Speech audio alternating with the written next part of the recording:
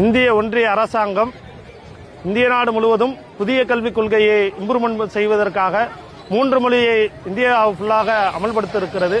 ஏற்கனவே தமிழ்நாடு இருமொழி கொள்கை கொண்ட மாநிலமாக திகழ்ந்து கொண்டிருக்கிறது.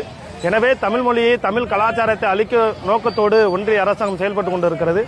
நாங்கள் இந்தி மொழியை ஏற்க மாட்டோம் என்கிற ஒற்றை கோரிக்கையோடு இந்திய மாணவர் சங்கம் தமிழக மக்கள் அனைவரும் இந்தி மொழியை ஒருபோதும் தமிழகத்தில் நாங்கள் ஏற்க மாட்டோம் என்கிற கோரிக்கை முன்வைத்து மாணவர் சங்கம் சார்பாக போராட்டம்.